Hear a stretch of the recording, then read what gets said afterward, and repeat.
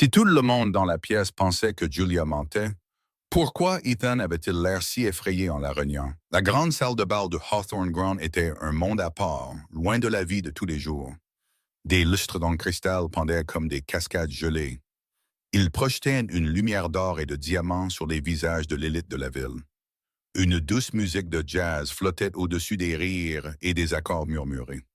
Chaque table était ornée de roses blanches et scintillait d'argenterie. C'était le genre de nuit faite pour les contes de fées, pour l'ambition et l'espoir, pour le genre de triomphe qui font les gros titres du lendemain. Mais pour Julia Hayes, ce serait la nuit qui briserait ses rêves et construirait quelque chose de bien plus grand à partir des décombres. Elle se tenait dans le foyer en marbre, fixant son reflet dans un miroir doré. Elle essayait de se convaincre qu'elle avait sa place ici. Sa robe était empruntée, une soie bleu marine de la saison passée. Ses chaussures lui serraient les pieds. Elle avait les cheveux relevés en un chignon soigné, mais les petites mèches qui s'échappaient ne faisaient que la rendre plus incertaine. Elle posa sa main sur son ventre arrondi, sentant le petit battement de vie sous ses côtes. Son bébé. La seule chose qui lui donnait le courage de traverser seule le seuil de la salle de bal. Julia prit une inspiration tremblante. Depuis des semaines, Ethan la regardait à peine. Les textos qu'il envoyait autrefois au milieu de la nuit s'étaient arrêtés. Ses mots doux s'étaient transformés en plaintes acerbes sur ses vêtements, ses sautes d'humeur, son insistance pour qu'il rentre tôt. Mais ce soir, il avait insisté pour qu'elle vienne. Il avait même laissé un billet sur la commode, comme si elle était une obligation. « Sois là, Julia. Ce sera bon pour l'entreprise. Porte quelque chose de décent. » Elle ne se doutait pas que cette soirée était un piège. En entrant, les yeux des plus puissants de la ville l'effleurèrent.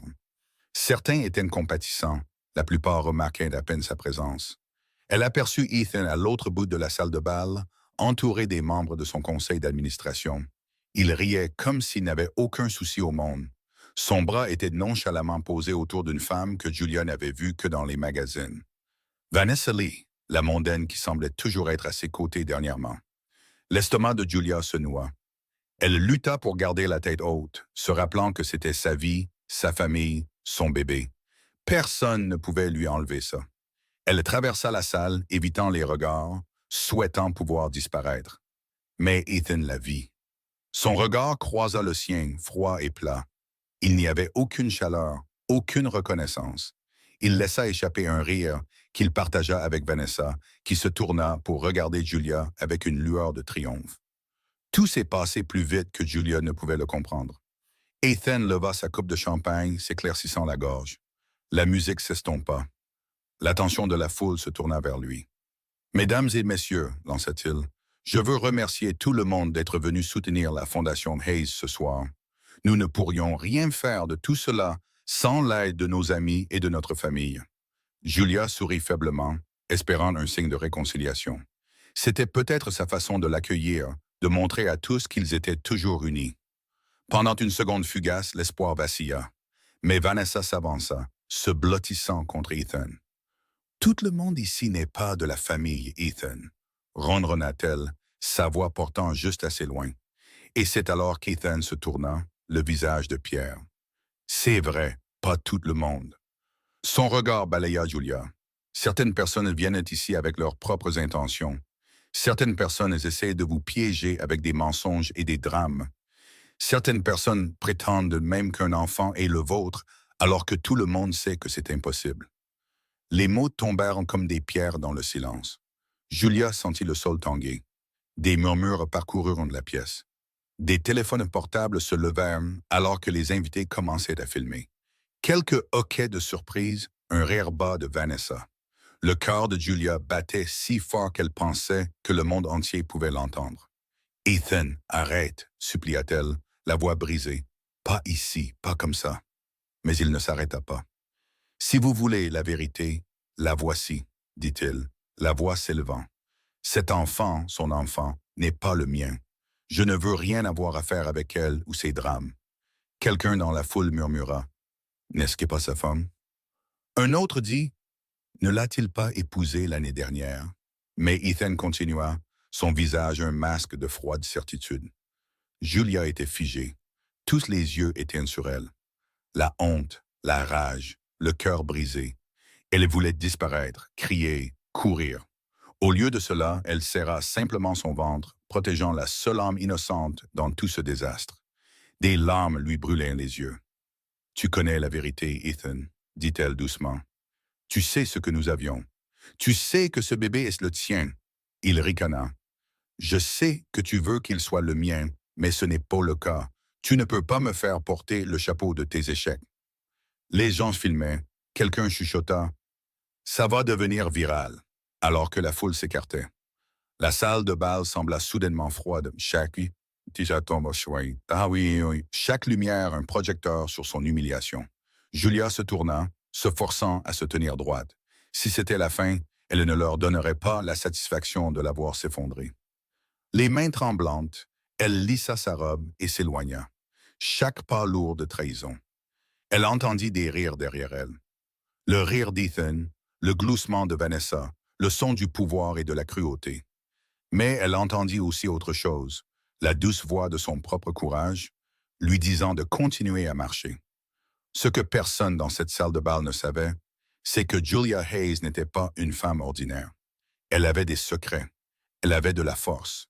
Et ce soir, bien qu'elle soit partie seule, elle n'était pas vaincue. L'humiliation allait résonner sur les réseaux sociaux. La vidéo du déni d'Ethan, du chagrin silencieux de Julia, serait partagée des milliers de fois avant minuit, mais aucune de ces personnes, aucun des commères, des invités ricanants, ni même Ethan lui-même, n'avait la moindre idée de ce qui allait se passer ensuite, parce que quelqu'un d'autre avait tout observé. Quelqu'un dont l'entrée allait changer la vie de Julia et l'héritage d'Ethan pour toujours. Julia Hayes sortit de la grande salle de bal du Hawthorne Ground, sentant chaque regard dans son dos, chaque murmure fendant l'air épais d'août. Elle se souvenait à peine d'être sortie dans la rue. Les lumières de la ville se brouillèrent, alors qu'elle clignait des yeux pour chasser les larmes. Son esprit tournait avec les mots d'Ethan, des mots destinés à l'effacer, elle et leur enfant à naître, de sa vie parfaite. Mais Julia n'était pas quelqu'un qu'on pouvait effacer. Elle n'était pas l'épouse faible et désespérée qu'Ethan avait dépeinte. Ce soir avait détruit quelque chose en elle, mais cela avait aussi réveillé une force qu'elle avait enfouie depuis trop longtemps. Elle s'arrêta devant l'entrée ornée de l'hôtel, pressant une main sur son ventre. Son téléphone vibrait de notifications, de textos d'anciens amis de l'université, de parents éloignés, de collègues qui avaient vu la vidéo virale. C'était partout. Elle n'osait pas les ouvrir. La ville semblait soudain 2 fois plus grande et elle se sentait 2 fois plus petite. Mais c'était ça, avec Julia. Petite n'était jamais toute la vérité. Julia Hayes avait grandi en périphérie de la ville, dans un quartier où les rêves étaient une monnaie d'échange et les secondes chances rares. Sa mère, Lillian, cumulait 2 emplois pour les maintenir à flot. Elle a appris à Julia la valeur du courage, de l'honnêteté et de ne jamais laisser personne décider de sa valeur. En grandissant, Julia a regardé sa mère réparer des appareils cassés, négocier des prix à l'épicerie et affronter des propriétaires qui pensaient pouvoir intimider une mère célibataire. « On n'abandonne pas », disait toujours sa mère. « On trouve un autre moyen. » Ces mots sont devenus l'armure de Julia. Elle était intelligente, plus intelligente qu'elle ne le laissait paraître. Au lycée, elle excellait en maths et en informatique, créant des sites web pour de petites entreprises en échange d'argent de poche. Mais elle a appris à minimiser son intelligence, ne voulant jamais éclipser les enfants qui se moquaient de ses chaussures de friperie et de ses sacs à dos d'occasion. L'université était un rêve qu'elle a failli ne pas atteindre. Elle travaillait de nuit dans un restaurant, nettoyant les tables et économisant chaque pourboire. Ses notes lui ont valu une bourse partielle dans une université locale où elle a étudié le commerce et le codage. C'est là qu'elle a rencontré Ethan. Il était éblouissant, le genre de type qui pouvait vous faire croire que vous aviez enfin été choisi. Il avait quelques années de plus, gravissait déjà les échelons de l'entreprise et parlait déjà du succès comme si c'était son droit de naissance. Quand Ethan a jeté son dévolu sur Julia, elle a été emportée. Personne ne l'avait jamais regardée comme si elle était la personne la plus fascinante de la pièce.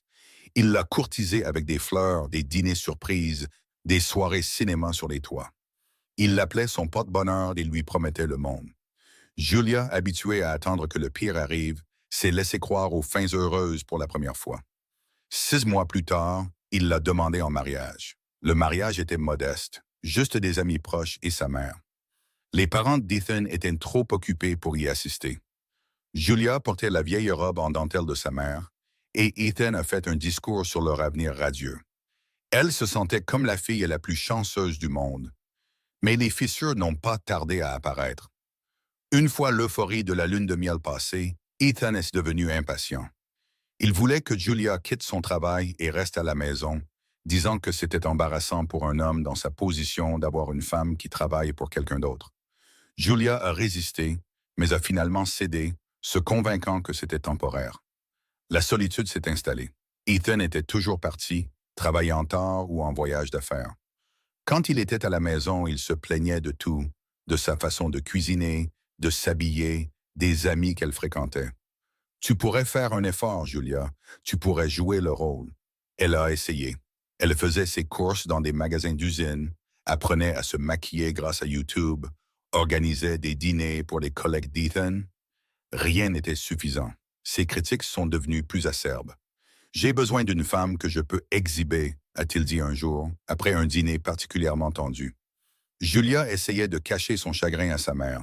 Elle souriait pour les photos, publiait des mises à jour soigneusement rédigées sur les réseaux sociaux, prétendait que sa vie était parfaite. Seule sa meilleure amie, Tasha, connaissait la vérité. Tasha l'a exhortée à partir, mais Julia avait peur. « Que ferais-je? Où irais-je? » a-t-elle chuchoté une fois, la voix tremblante. « Qui suis-je sans lui? » Puis, 2 mois avant le gala, Julia a découvert qu'elle était enceinte. Elle était terrifiée et pleine d'espoir. Peut-être que cela les rapprocherait. Peut-être qu'Ethan changerait. Au lieu de cela, il est devenu distant, froid. Il l'a accusée d'être tombée enceinte exprès.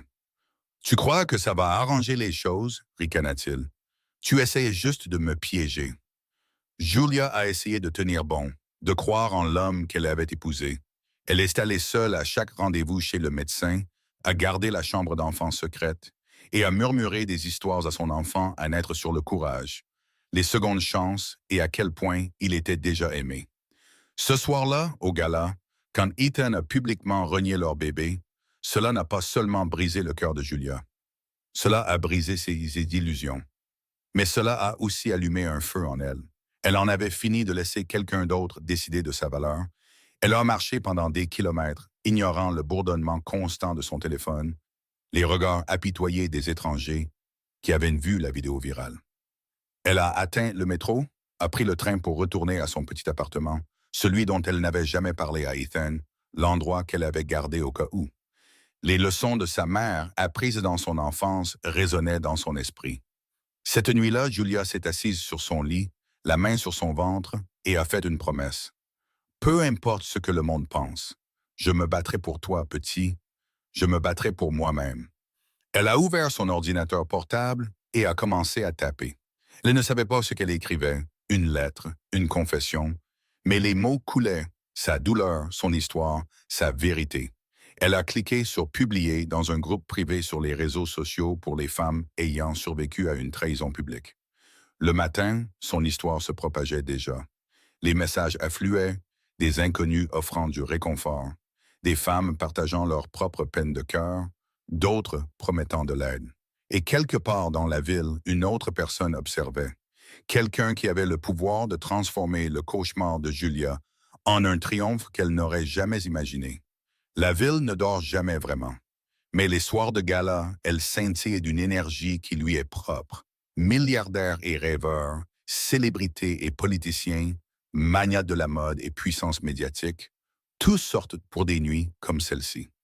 Julia avait passé les 3 dernières années à vivre à la lisière de ce monde scintillant.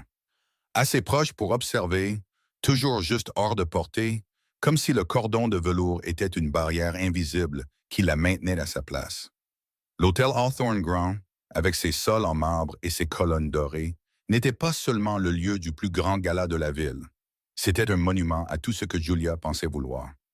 Au moment où elle a épousé Ethan, elle pensait avoir reçu un billet d'entrée. Mais des nuits comme celle-ci ne faisaient que prouver le peu de pouvoir qu'elle avait réellement.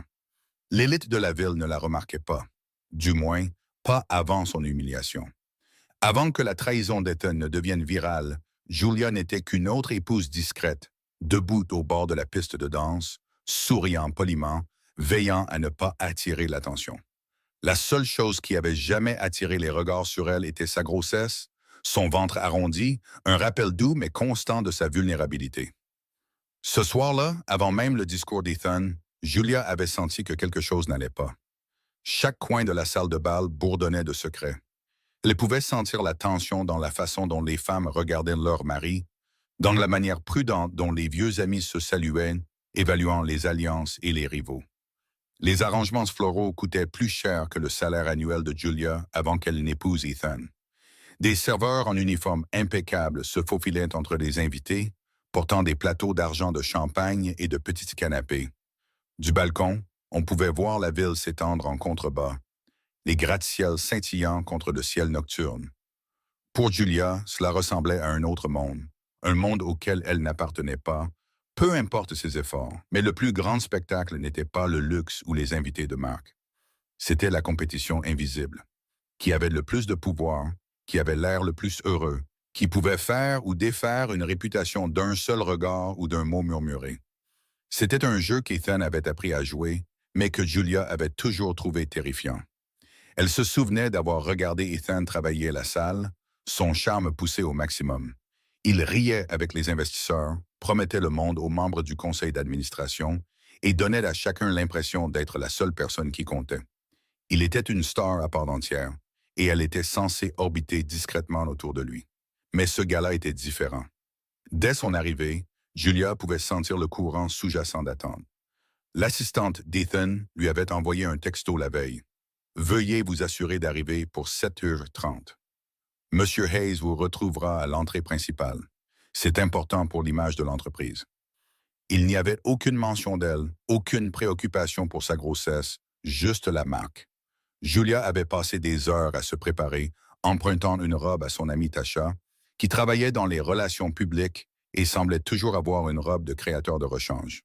La robe lui allait, mais Julia se sentait toujours déplacée. Son maquillage était parfait, mais il ne cachait pas l'épuisement dans ses yeux. Elle a pris un taxi pour l'hôtel, trop nerveuse pour risquer les transports en commun et craignant d'abîmer la robe. En entrant, un photographe a pris une photo.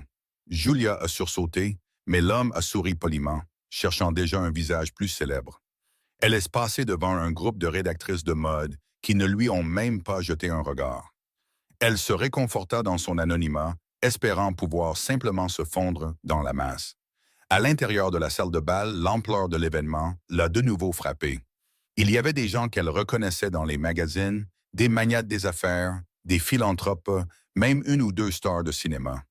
Le maire serrait des mains à l'entrée et la chroniqueuse mondaine la plus tristement célèbre de la ville tournait dans la pièce à la recherche d'histoire. Julia chercha Ethan et l'aperçut de l'autre côté de la pièce, riant avec un petit groupe de cadres. À côté de lui, Vanessa Lee se distinguait dans une robe rouge sang, des diamants noirs scintillants à son cou. Vanessa avait déjà remplacé Julia dans les cercles sociaux où Julia était à peine autorisée à entrer. Vanessa a vu Julia avant Ethan. Elle a souri, un sourire froid et parfait, et a murmuré quelque chose à Ethan. C'est alors qu'il s'est tourné, son visage se fermant. Sa posture a changé. Julia pouvait voir le spectacle commencer. Ethan a traversé la pièce pour la saluer, mais au lieu de chaleur, il y avait une formalité glaciale.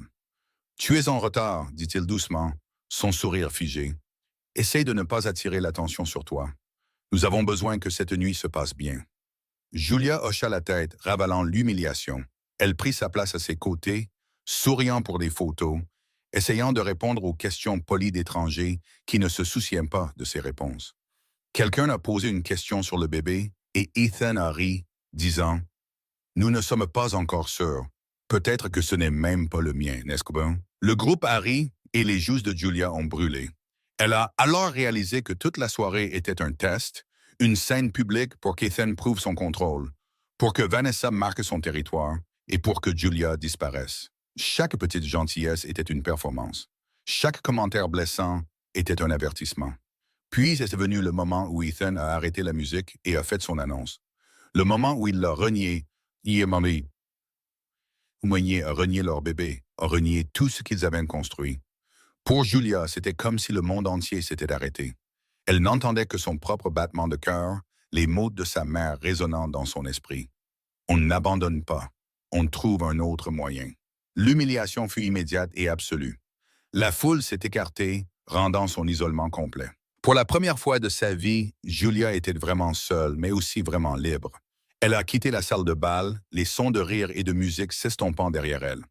Elle a pris l'ascenseur, passant devant le hall où les invités faisaient semblant de ne pas voir ses yeux rouges. Dehors, la ville pulsait de vie, un rappel que le monde était bien plus grand que le petit morceau qu'Ethan essayait de contrôler. Julia réalisa, debout sur ce trottoir animé, que ce monde scintillant n'avait jamais été le sien. Mais cela ne signifiait pas qu'elle ne pouvait pas construire le sien. Elle tourna le dos à l'hôtel et commença à marcher. Une main sur son ventre, chaque pas une promesse silencieuse à elle-même et à son enfant. Ce n'est pas la fin, c'est le début. À l'intérieur de la salle de bal, la fête continuait comme si de rien n'était. Mais dans le monde numérique, l'humiliation de Julia se propageait. La vidéo du déni d'Ethan, sa douleur silencieuse et le sourire triomphant de Vanessa circulaient déjà, se transformant en un scandale qu'aucune somme d'argent ne pourrait effacer. Mais Julia ne fuyait pas ce monde. Plus maintenant. Elle allait réécrire l'histoire selon ses propres termes. Ethan Hayes a toujours été le Golden Boy. Trop charmant, trop beau, trop insaisissable pour se faire prendre. Il pouvait se sortir de n'importe quelle situation, vendre de la glace à un Esquimau, convaincre une salle de milliardaires qu'il était l'un des leurs. C'est ce qui avait séduit Julia toutes ces années auparavant. La promesse, l'éclat, l'idée que certaines personnes pouvaient vraiment tout avoir. Elle n'avait jamais vu ce qui se cachait en dessous. Pas avant la nuit où sa vie s'est effondrée devant une centaine de téléphones portables et un public avide de sang. Maintenant, alors que Julia s'éloignait de l'hôtel, tout le poids de ce qu'Ethan avait fait s'abattait sur elle par vagues. Elle repassait chaque regard froid, chaque blague cruelle qu'il avait faite dans les semaines précédant le gala. Tout s'emboîtait maintenant. Chaque nuit tardive au bureau, chaque appel téléphonique étrange qu'il prenait à l'extérieur, chaque haussement d'épaule dédaigneux quand elle lui demandait où il avait été. Ethan n'avait pas seulement triché, il avait transformé la trahison en spectacle, mais il n'avait pas agi seul. Vanessa Lee avait toujours été une rumeur, un fantôme en marge du mariage de Julia. Julia avait vu son nom dans des textos qu'Ethan essayait de cacher. Elle avait entendu sa voix en arrière-plan d'appels nocturnes. La première fois que Julia a rencontré Vanessa, elle lui avait été présentée comme une amie du travail, tout en sourire éclatant et en parfum cher. Vanessa a toisé Julia de la tête aux pieds, les yeux froids et calculateurs, et l'instinct de Julia a hurlé en signe d'avertissement. Vanessa était tout ce que voulait Ethan, raffinée, ambitieuse et non accablée par les difficultés du monde réel. Elle venait d'une famille riche et n'avait pas besoin de faire d'efforts. Elle se déplaçait dans la vie comme si les règles étaient faites pour les autres. Julia, avec son éducation modeste et ses rêves rapiécés, était invisible dans le monde de Vanessa. Eux deux ensemble, Ethan et Vanessa, étaient inarrêtables. Du moins, c'est ce qu'ils croyaient. Julia pouvait maintenant voir avec quelle perfection ils avaient orchestré sa chute.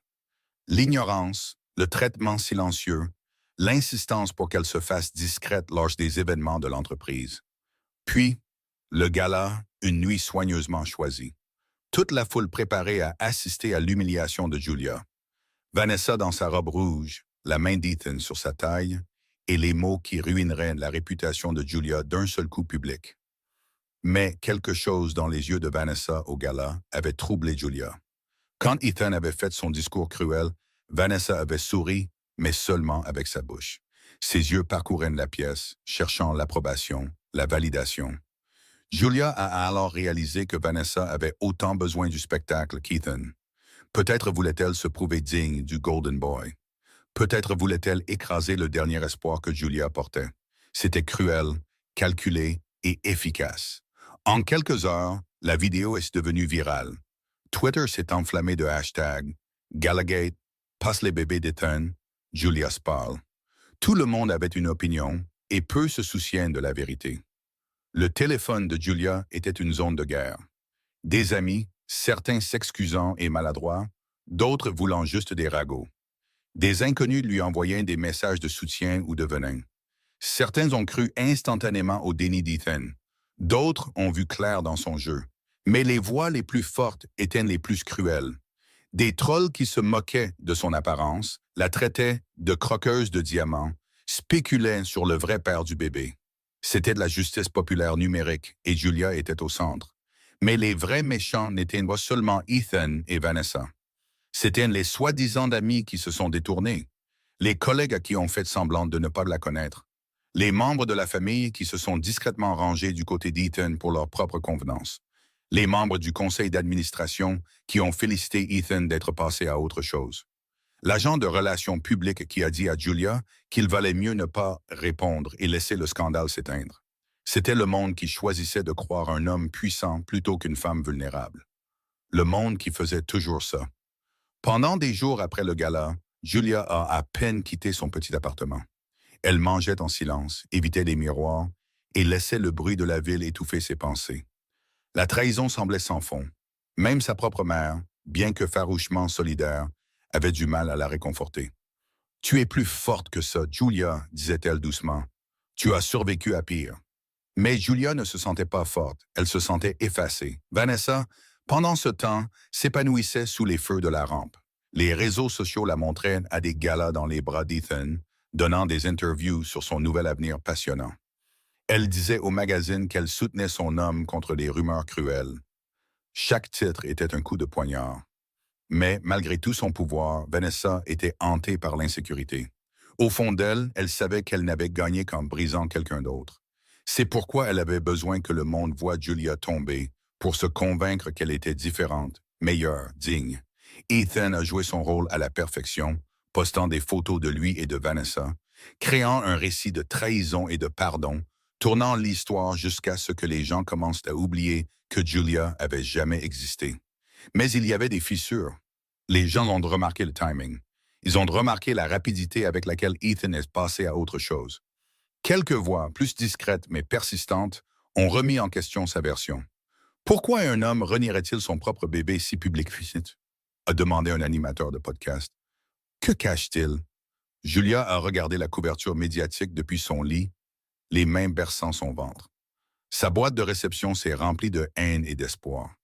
Chaque message cruel était contrebalancé par une histoire d'une autre femme, une autre survivante, quelqu'un qui avait vécu une trahison publique et qui avait survécu pour en parler. Pour chaque méchant dans sa vie, Julia a trouvé un allié inattendu. Un voisin qui a apporté des courses, un vieil ami qui a envoyé des fleurs, un étranger qui a offert des conseils juridiques. Elle a réalisé qu'elle n'était pas seule. Elle était juste la dernière d'une longue lignée de femmes qui refusaient de disparaître. Le monde voulait Julia briser. Ethan et Vanessa avaient besoin qu'elle abandonne. Mais chaque jour où elle survivait, chaque jour où elle racontait son histoire, chaque jour où elle choisissait de ne pas se cacher, elle devenait plus difficile à effacer. Les méchants avaient eu leur moment.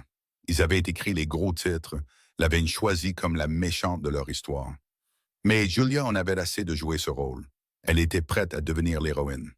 Les heures qui ont suivi la trahison d'Ethan au Hawthorne Ground se sont confondues, une boucle de cauchemar dont Julia ne pouvait se réveiller. La nouvelle s'est répandue comme une traînée de poudre. À minuit, tous les grands blogs de potins avaient la vidéo en première page. Une vidéo tremblante et zoomée d'Ethan, le golden boy du monde de la tech de la ville, reniant publiquement sa femme enceinte et leur enfant à naître devant une foule stupéfaite et scintillante. Les titres étaient stupéfiants. Un magnat de la tech choque un gala avec une accusation explosive. « Ce bébé n'est pas le mien. » Scandale au Hawthorne Ground. Qui est Julia Hayes? La mondaine Vanessa Lee intervient alors que Julia s'effondre. Julia était assise sur le bord de son lit, le téléphone serré dans une main, l'horizon de la ville un flou de néon dur à travers sa fenêtre. Elle n'osait pas regarder ses notifications. Les textos de ses amis se mêlaient aux menaces d'inconnus. « Ignore-les », la supplia sa mère au téléphone, la voix tremblante d'inquiétude. « Tu dois te reposer, ma chérie. Le bébé passe avant tout. » Mais comment se reposer quand le monde vous regarde vous effondrer? Elle n'arrêtait pas de rejouer la scène, chaque mot, chaque regard, chaque once de cruauté. La façon dont la voix d'Ethan avait fendu la salle de bal, ses yeux fixés non pas sur elle, mais sur le public, comme si elle n'était qu'un accessoire dans sa performance. Elle se souvenait du son qui n'était pas un rire, mais quelque chose de plus froid. Un mélange d'incrédulité et de délectation de la part de la foule. Des téléphones portables levés, capturant son humiliation sous tous les angles. Julia n'avait pas su quoi faire. Elle a essayé de parler, de se défendre, mais Ethan a continué à parler, Vanessa ricanant à ses côtés. « Je suis désolé, Julia », lui avait chuchoté quelqu'un derrière elle en partant. Mais les mots n'ont pas aidé. Ils n'ont fait qu'ajouter à la honte. Au moment où elle est sortie, la musique et les rires du gala n'étaient plus qu'un écho lointain. Sa poitrine était serrée, sa tête tournait. Ce n'était pas seulement une trahison, c'était une annihilation. Toute une salle de gens, dont beaucoup qu'elle avait appelés amis, avaient regardé son monde s'effondrer et n'avaient rien fait. Elle est rentrée chez elle, on ne sait comment. Elle a changé de robe dans le noir, sanglotant doucement pour que son bébé ne sente pas son chagrin. Elle s'est enveloppée dans son vieux sweatshirt d'université, le tissu usé et doux, et s'est recroquevillée sur son canapé. Il ne restait plus de mots, seulement un engourdissement. Mais à l'extérieur de son appartement, le monde continuait de s'agiter. Twitter a explosé d'arguments, de blagues et de jugements. Certaines personnes ont cru Ethan instantanément, citant son charme et sa personnalité publique. D'autres l'ont condamné, leur sympathie pour Julia noyée par les trolls et les amateurs de scandales. Les sections de commentaires se sont remplies de rumeurs folles sur le passé de Julia, sur le père du bébé, sur la raison pour laquelle Ethan l'avait épousée. Quelqu'un a posté de vieilles photos de Julia à l'université, se moquant de ses robes de friperie et de ses cheveux non coiffés. D'autres ont déterré son premier emploi de serveuse, le présentant comme la preuve qu'elle s'était mariée pour l'argent. La cruauté piquait. Elle voulait supprimer chaque compte, chaque photo, chaque parcelle d'elle-même que le monde avait jamais vue. Mais elle ne l'a pas fait. Au lieu de cela, elle s'est retrouvée à faire défiler chaque message, chaque titre, chaque horrible clip vidéo. Pendant un certain temps, la douleur était presque physique. Un nœud dans son ventre qui la faisait se recroqueviller encore plus autour de son ventre. Mais ensuite, lentement, quelque chose a changé. Parmi les milliers de messages se trouvaient des étincelles de gentillesse. Des messages de femmes qui avaient survécu à la même humiliation publique, d'hommes qui dénonçaient la lâcheté d'Ethan, de mères qui promettaient à Julia qu'elle n'était pas seule. Un message d'une femme en Arizona disait « Vous ne me connaissez pas, mais j'ai été à votre place. Vous survivrez à ça. Il ne vous brisera pas. » Son amie Tasha a appelé, refusant de laisser Julia l'ignorer. « Écoute, Jay, dit-elle avec ferveur, tu n'as rien fait de mal. Ce n'est pas ta honte, c'est la sienne. » Tasha lui a dit de bloquer les haineux, de rester loin des réseaux sociaux. Mais Julia ne pouvait pas s'en empêcher. Elle avait besoin de le voir par elle-même, de comprendre ce qui était arrivé à sa vie. Le pire fut le message d'Ethan lui-même, des heures après le début du scandale. « Ethan, j'espère que tu es content. Tu m'as embarrassé, moi et l'entreprise. Cela aurait pu être évité si tu avais simplement écouté. » Julia a fixé le message, stupéfaite par son audace. Il croyait vraiment que c'était de sa faute, qu'elle était responsable de sa cruauté, de ses mensonges, de sa lâcheté. Julia n'a pas répondu. Elle savait maintenant que rien de ce qu'elle dirait ne compterait pour lui. Il avait déjà réécrit leur histoire pour répondre à ses besoins. À l'aube, la lumière de la ville s'est glissée à travers les rideaux, illuminant le désordre qu'était devenu sa vie. Julia s'est redressée, a essuyé ses yeux et est allée dans la chambre d'enfant qu'elle avait commencé à décorer seule. Il y avait un petit berceau, une pile de livres qu'elle avait aimés enfant, un mobile bleu et blanc encore dans sa boîte.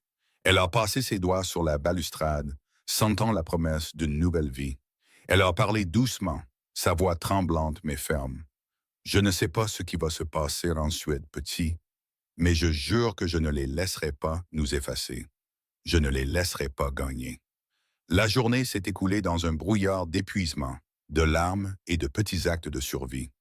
Julia s'est préparé un petit déjeuner, a bu de l'eau, s'est forcée à prendre une douche. Elle a répondu aux appels de sa mère, a écouté les conseils de son ami, s'est laissée pleurer. Mais elle a aussi commencé à ressentir quelque chose de nouveau, une résolution têtue et bouillonnante. Si c'était la pire nuit de sa vie, a-t-elle décidé, ce serait aussi le tournant. Elle s'est assise à sa table de cuisine et a ouvert son ordinateur portable. Elle ne savait pas ce qu'elle allait écrire. Peut-être une lettre à son enfant, peut-être un message public pour revendiquer sa vérité. Tout ce qu'elle savait, c'est que son histoire n'était pas terminée et qu'elle n'allait pas laisser Ethan ou Vanessa écrire la fin. Dehors, la ville continuait de bouger, indifférente. Mais à l'intérieur de l'appartement de Julia, une transformation silencieuse et puissante avait commencé. Le monde avait assisté à son humiliation, mais bientôt il la verrait se relever. Le monde extérieur à la fenêtre de Julia semblait incroyablement lointain. Au deuxième matin après le gala, la lumière du soleil atteignait à peine son appartement. Elle n'était pas sortie depuis 30 heures. Son téléphone vibrait sans fin, mais elle l'a laissé s'éteindre, ne voulant plus entendre un seul bip, un seul message d'un monde qui ne semblait vouloir que son humiliation. Le sommeil était un souvenir. Chaque fois que ses yeux se fermaient, elle voyait le visage d'Ethan, froid, suffisant, si sûr de lui. Elle entendait ses mots, tranchants comme des couteaux. « Ce bébé n'est pas le mien. » L'écho résonnait dans ses oreilles jusqu'à ce qu'elle se sente vide à l'intérieur. La honte, la trahison, le sentiment d'être exposée et jugée par des étrangers, tout cela pesait sur elle plus lourdement à chaque minute. Julia se déplaçait dans son appartement au ralenti. Elle mangeait des céréales sèches directement de la boîte car la pensée de cuisiner ou même de manger la rendait malade. Sa douche est devenue froide alors qu'elle était assise sur le sol de la baignoire, les genoux ramenés contre sa poitrine. Elle fixait le carrelage rose, se souhaitant de disparaître. Elle était censée être plus forte. Elle était censée s'élever au-dessus de tout ça. C'est ce que sa mère disait. C'est ce que tous les messages bien intentionnés lui disaient. Sois forte pour ton bébé. Mais à ce moment-là, elle voulait juste que tout s'arrête. Parfois, elle pressait sa paume contre son ventre et pleurait simplement. « Je suis désolée », chuchotait-elle encore et encore, comme si le bébé pouvait l'entendre. « Je suis tellement, tellement désolée. Je ne voulais pas ça pour nous. » Elle avait rêvé de quelque chose de différent, de partager les échographies avec Ethan, de peindre la chambre d'enfant ensemble, de rire nocturne sur les prénoms de bébé. Maintenant, ses rêves étaient en ruine, ensevelis sous le poids du scandale et de la honte publique. Elle était un mème sur Internet, un exemple à ne pas suivre, la chute d'une blague cruelle. Elle était devenue invisible, de la pire des manières. Tout le monde connaissait son nom, mais personne ne la voyait comme une personne réelle. La troisième nuit, Julia se tenait à la fenêtre de sa cuisine, regardant les lumières de la ville clignoter et se brouiller dans ses larmes. Elle voulait s'enfuir, s'effacer, trouver un petit coin du monde où personne ne la reconnaîtrait. Elle a pris son téléphone et a parcouru les messages qu'elle avait ignorés. Sa mère avait appelé 11 fois. Tasha avait laissé des messages vocaux, chacun plus inquiet et frénétique que le précédent. Il y avait aussi des dizaines de messages de numéros inconnus, certains gentils, la plupart non. Elle a supprimé les messages haineux. Mais les autres, les messages de femmes qu'elle n'avait jamais rencontrées, l'ont arrêté. « J'ai vécu ça aussi. Tu survivras. Ça s'améliore. Tu n'es pas seule, Julia. Ne les laisse pas décider de ton histoire. » Chaque petit mot d'espoir était comme un caillou dans sa main, quelque chose auquel elle pouvait s'accrocher pour ne pas se noyer. Pourtant, l'obscurité était profonde. Le monde extérieur avançait, mais sa vie s'était arrêtée. Elle a essayé d'appeler sa mère, mais n'a pas réussi à sortir les mots. Au lieu de cela, elle s'est recroquevillée sur son lit et a laissé ses larmes venir par vagues. Dans son esprit, elle a rejoué chaque bon moment avec Ethan, essayant de comprendre ce qu'elle avait manqué. L'avait-il jamais vraiment aimé? A-t-il jamais voulu cet enfant? Était-ce tout un spectacle, même depuis le début? Les questions étaient infinies et inutiles, mais elle ne pouvait s'empêcher de se les poser. Aux premières heures du matin, le silence de son appartement n'était rompu que par le faible bourdonnement du réfrigérateur et le léger tic-tac de l'horloge. Julia se sentait plus petite que jamais. Si elle disparaissait maintenant, est-ce que quelqu'un s'en soucierait vraiment? Est-ce que quelqu'un se battrait pour elle ou pour son enfant? Au plus profond de cette nuit, Julia a écrit une lettre qu'elle n'a jamais eu l'intention d'envoyer. Elle a déversé son chagrin, ses regrets, sa colère contre Ethan et Vanessa, sa déception envers les amis qui avaient disparu et la famille qui avait choisi de ne pas prendre parti. Elle a écrit « Je me sens vide, mais je suis toujours là. Je veux croire qu'il reste quelque chose pour lequel il vaut la peine de se battre. » Elle s'est endormie en pleurant, serrant son oreiller et priant pour que demain soit plus clément. Quand elle s'est réveillée, la lumière du soleil rayait son sol. Pour la première fois depuis des jours, Julia a ressenti autre chose que de la douleur, quelque chose comme un défi. Elle s'est forcée à prendre une douche, à manger des toasts au miel, à ouvrir ses stores et à laisser le monde revenir, même un tout petit peu. Cet après-midi-là, Tasha est venue à sa porte, les bras chargés de course et d'une détermination têtue. Je ne pars pas, Jay. Je resterai ici en silence, ou je te parlerai jusqu'à plus soif, mais je ne te laisserai pas seul. Ensemble, elles ont nettoyé la cuisine, préparé du thé et regardé de vieux films sans le son. Ce n'était pas grand-chose, mais ça a aidé. Julia a commencé à faire de petites listes. Choses à faire, appels à retourner, rendez-vous à reprogrammer. Chaque case cochée était un rappel qu'elle était toujours là, qu'elle respirait toujours, qu'elle était toujours capable de choisir quelque chose, même si c'était juste quoi manger pour le déjeuner. Tard cette nuit-là, alors que la ville se calmait enfin, Julia a écrit dans son journal « Je n'ai pas abandonné, pas encore ». Elle a pressé sa main sur son ventre et a chuchoté « Nous sommes toujours là ». Le monde n'avait pas disparu, et la douleur non plus. Mais à l'intérieur de cette douleur, une petite étincelle commençait à briller, un rappel de la force qu'elle ne savait pas qu'elle avait encore. Demain, se promit-elle, elle se battrait un peu plus fort. Elle n'était pas prête à lâcher prise. Pas encore.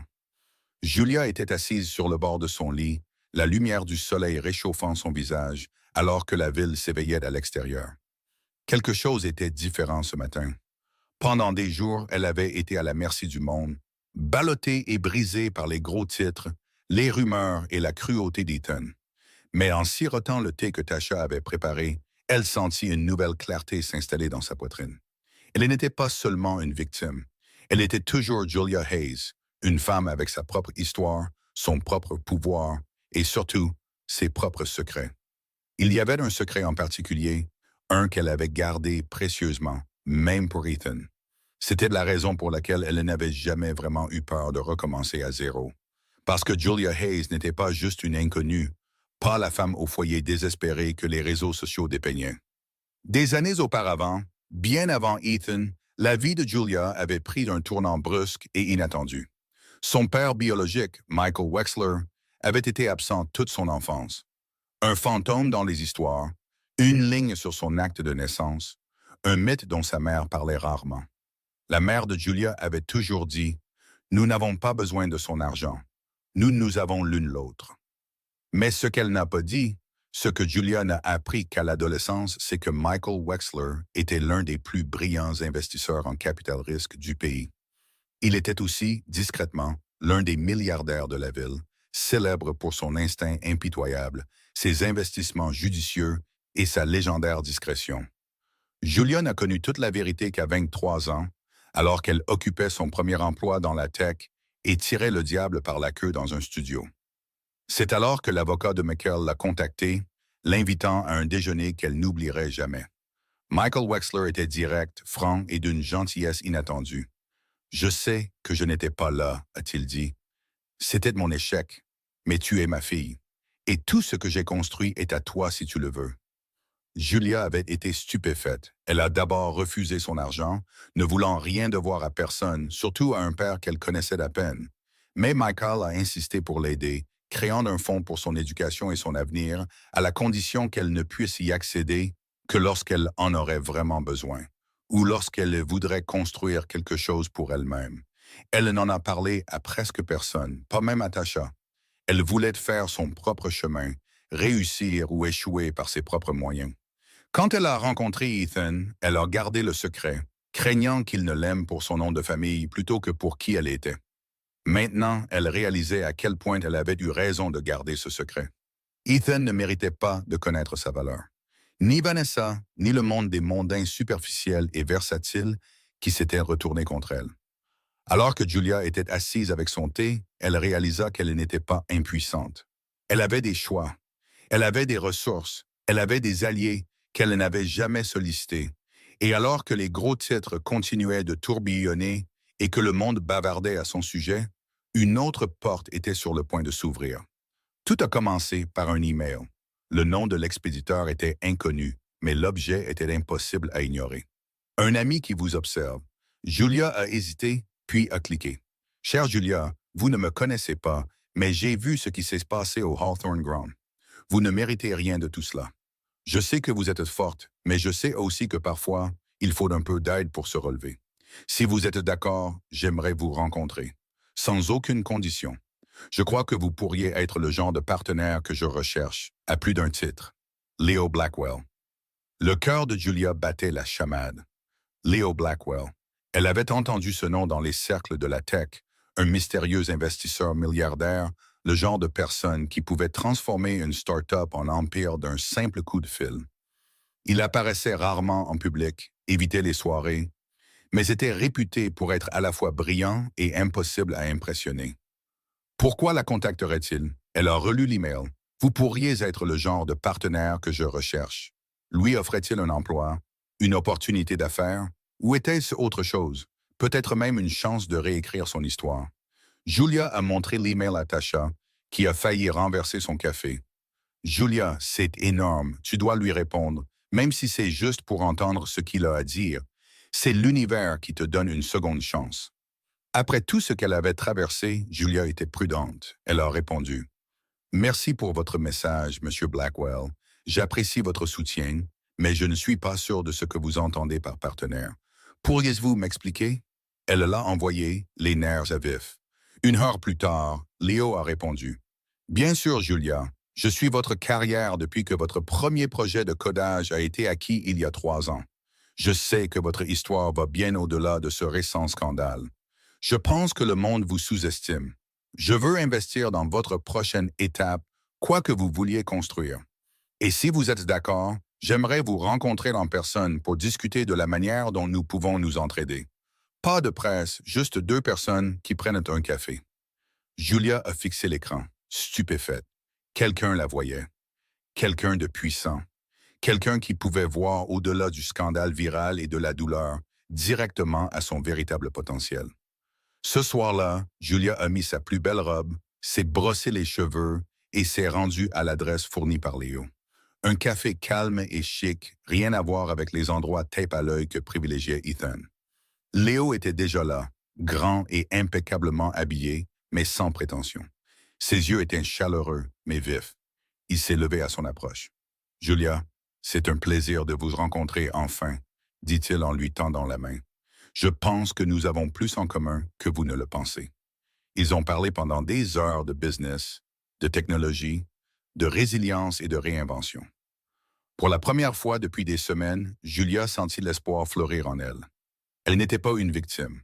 Elle était quelqu'un avec du pouvoir, une vision et un avenir. Léo a clairement indiqué qu'il voulait la soutenir, non pas à cause de son scandale, mais à cause de sa force. Wow. Julia a quitté le café avec un plan et un nouvel allié puissant. Elle a marché à travers les lumières de la ville, sachant que son histoire était sur le point de changer pour toujours. C'était son rebondissement, son arme secrète, et bientôt le monde verrait à quel point il s'était trompé sur Julia Hayes. Le lendemain matin, Julia Hayes ne se reconnaissait pas. Elle fixa son reflet dans le miroir de la salle de bain, les cheveux emmêlés et les yeux cernés de rouge après tant de nuits blanches. Mais derrière l'épuisement, il y avait quelque chose de nouveau, une lueur qu'elle n'avait pas vue depuis longtemps. Pas de l'espoir, pas encore, mais de la résolution. Une résolution pure et inébranlable. Elle a ouvert la douche et a laissé l'eau chaude couler sur elle, lavant la honte, la colère et l'impuissance qui s'étaient accrochées à elle pendant des jours. Elle a pensé à sa conversation avec Leo Blackwell la veille, à la façon dont il la regardait, pas avec pitié, mais avec respect. Il voyait la Julia qu'elle-même avait presque oubliée, la codeuse, la bâtisseuse, la combattante, la femme qui était entrée à l'université contre toute attente, qui avait survécu à un chagrin d'amour auparavant, qui avait appris à faire confiance à sa propre voix. En sortant de la douche, elle a pris son téléphone et a appelé sa mère. Elle voulait entendre sa voix, la remercier de lui avoir appris ce qu'était la vraie force. « Maman, j'ai fini de me cacher », dit Julia, sa voix claire pour la première fois depuis des jours.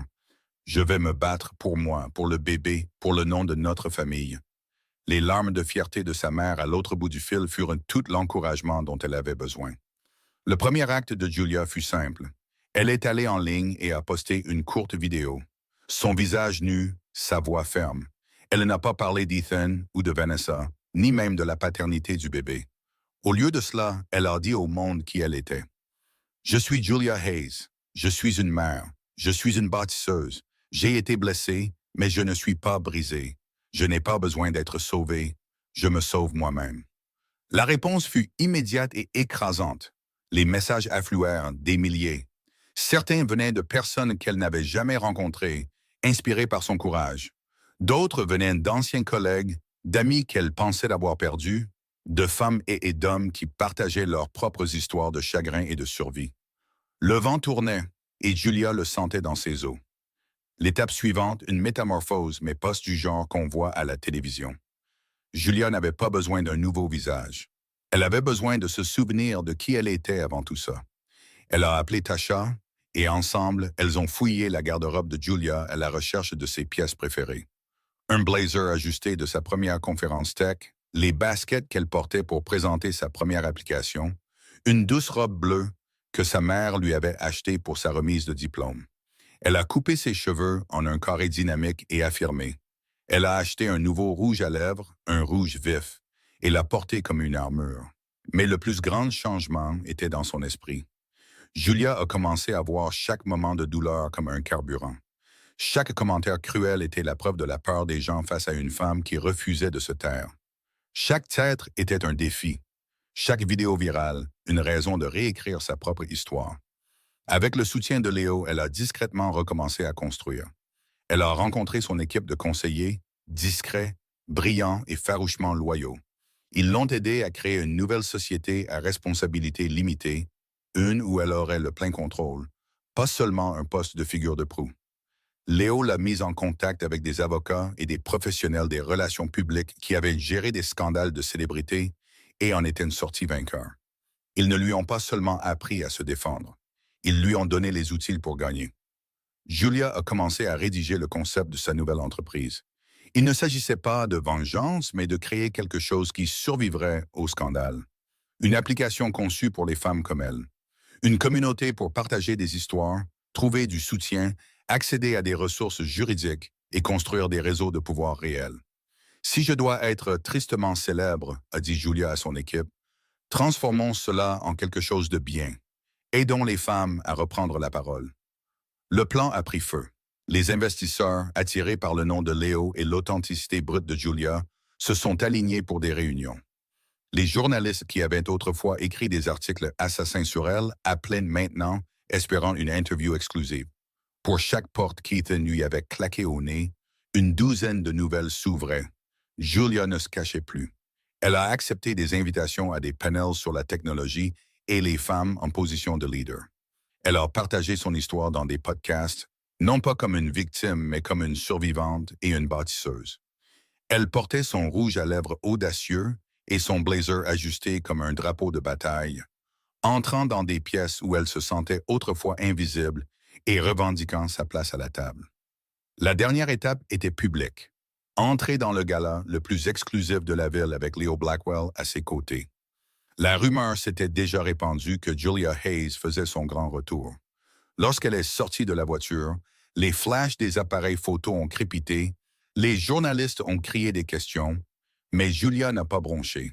Elle a souri, a posé pour les photos et est entrée dans la salle de bal la tête haute. À l'intérieur, l'atmosphère a changé.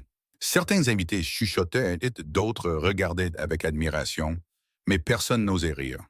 Julia s'est retrouvée entourée de femmes, certaines inconnues, d'autres de vieilles amies, qui lui offraient un soutien discret. Elle a rencontré des leaders de l'industrie qui voulaient collaborer, des philanthropes qui voulaient financer son projet et des survivantes qui la remerciaient d'avoir eu le courage de recommencer. Léo n'a jamais quitté son côté. Il n'était pas là pour la sauver. Il était là pour montrer au monde qu'elle avait des alliés, du pouvoir et du respect. Il l'a présentée comme son égale, sa partenaire, la femme qui dirigerait leur prochaine entreprise. Julia se sentit plus grande qu'elle ne l'avait jamais été. Pour la première fois depuis son humiliation, Julia est regardée autour de la salle de bal, non pas avec peur, mais avec excitation. C'était aussi son monde maintenant. Elle n'était plus une étrangère. Elle était de retour, et cette fois, elle était inarrêtable. La nuit du gala de la Fondation est arrivée plus vite que prévu. Le buzz autour de l'événement était plus fort que jamais, et la liste des invités se lisait comme un bottin mondain de l'élite de la ville. Mais cette année, il n'y avait qu'un seul nom sur toutes les lèvres, Julia Hayes. Les journalistes campaient devant l'hôtel, leurs caméras prêtes à saisir le premier aperçu de la femme devenue le phénomène le plus inattendu de la ville. Les réseaux sociaux étaient en effervescence. Julia se montrerait-elle vraiment avec Leo Blackwell? Ethan oserait-il venir après tout ce qui s'était passé? La ville était divisée en deux camps, ceux qui soutenaient le retour de Julia et ceux qui attendaient sa chute. Julia est arrivée, non pas dans une limousine tape à l'œil, mais dans une élégante voiture noire. Elle a foulé le tapis rouge avec la confiance tranquille de quelqu'un qui n'a plus besoin de faire ses preuves. À ses côtés se tenait Léo, impeccable comme toujours, mais laissant Julia occuper le devant de la scène. La presse s'est précipitée. Julia, qui portez-vous? Julia, êtes-vous en couple avec Leo Blackwell? Que dites-vous à Ethan Hayes maintenant que votre histoire est partout? Julia a marqué une pause, a souri et a répondu avec grâce. Je suis ici pour soutenir les femmes qui refusent d'être réduites au silence. Je suis ici parce que chaque femme mérite d'écrire sa propre histoire. Et ce soir, je raconte enfin la mienne. À l'intérieur, la salle de bal était électrique. Les gens tendaient le cou à l'entrée de Julia, sa robe bleue scintillant sous les lumières de cristal. Certains visages se sont détournés, embarrassés par leur propre complicité dans son humiliation passée. D'autres, surtout des femmes, ont souri en signe de soutien ouvert. Quelques-uns des hommes les plus puissants de la ville se sont levés, faisant de la place pour Julia et Léo à leur table. Un signe silencieux que les alliances avaient changé. De l'autre côté de la pièce, Ethan était assis avec Vanessa, sa posture raide, son sourire caissant. Fini l'arrogance d'un homme qui croyait pouvoir écraser n'importe qui sur son passage. Vanessa lui chuchotait à l'oreille, ses yeux passant nerveusement de Julia à la foule. Pour une fois, aucun des deux ne commandait l'attention. Ce soir, les projecteurs appartenaient à Julia. Le programme s'est déroulé avec des discours, des ventes aux enchères caritatives et des applaudissements polis. Mais la tension ne cessait de monter. Tout le monde attendait la confrontation inévitable. Les plus grands donateurs de la ville étaient là, des journalistes tweetant en direct chaque instant et une douzaine d'influenceurs filmant sur leur téléphone. Les enjeux n'avaient jamais été aussi élevés. Puis vint le clou de la soirée, la remise des prix. La nouvelle start-up de Julia, construite avec l'investissement de Léo et sa propre ingéniosité, devait recevoir une distinction pour son travail novateur en faveur de l'autonomisation des femmes et des familles. Le maître de cérémonie a annoncé son nom et la salle a explosé d'applaudissements. Julia est montée sur scène, la tête haute, le cœur battant, mais la voix claire et inébranlable. Elle a remercié la Fondation, son équipe, et surtout les femmes qui avaient partagé leurs histoires avec elle. Ce soir, il ne s'agit pas seulement de moi, dit-elle en regardant droit dans les caméras. Il s'agit de chaque femme à qui on a dit qu'elle n'était pas assez, qui a été réduite au silence, humiliée ou mise en doute. Nous ne sommes pas des victimes. Nous sommes des survivantes et nous sommes des leaders. Elle a fait une pause, balayant la foule du regard, et a vu Ethan et Vanessa figés à leur table. Elle n'a pas bronché. Je suis ici ce soir non pas malgré ce que j'ai vécu, mais grâce à cela. J'ai été humilié devant le monde entier. J'ai presque tout perdu, sauf mon amour-propre. Et de ce fond du gouffre, j'ai construit quelque chose de nouveau. Personne ne peut me l'enlever. Les applaudissements furent tonitruants. Les journalistes tapaient furieusement.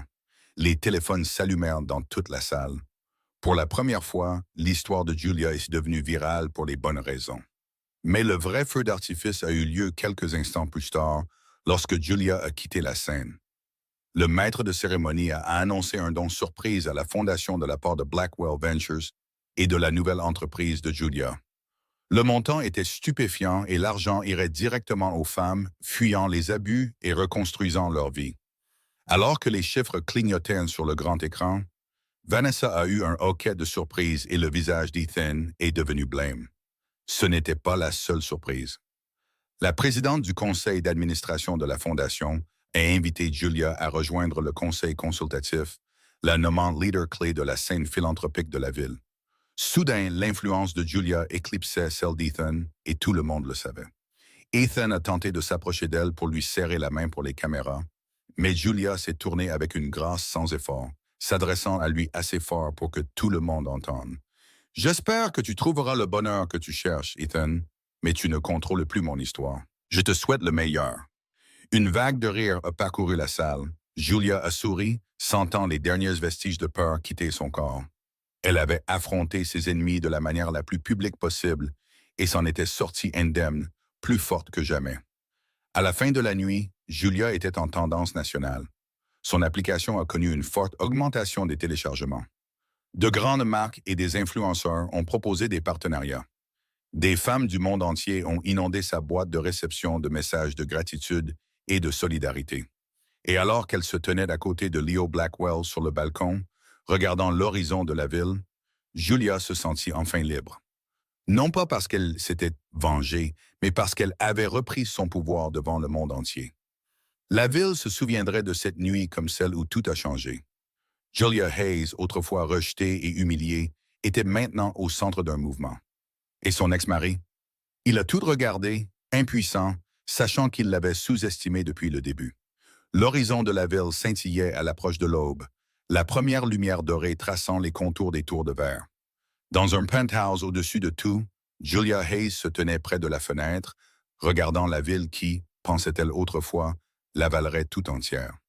Ce matin était différent, plein de possibilités, libéré de la peur. Son téléphone vibrait de notifications.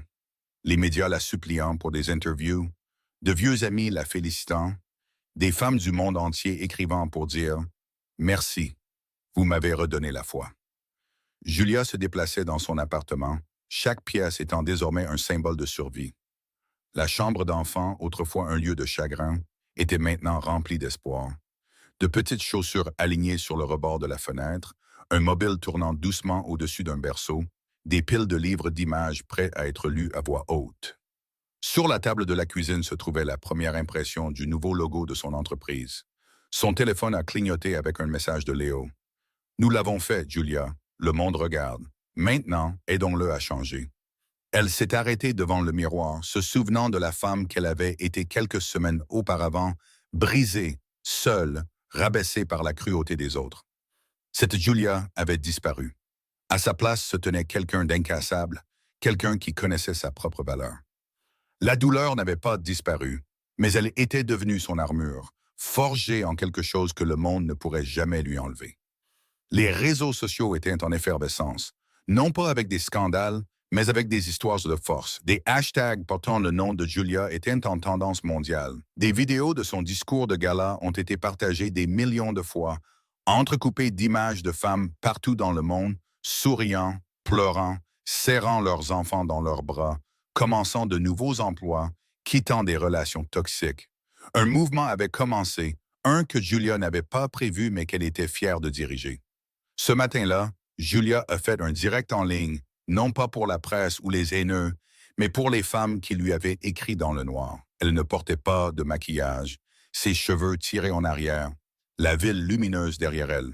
« Bonjour », commença-t-elle, sa voix claire et ferme. « Je ne sais pas où vous êtes, ni ce que vous affrontez en ce moment, mais je sais ce que l'on ressent quand on est trahi, humilié et qu'on se sent impuissante.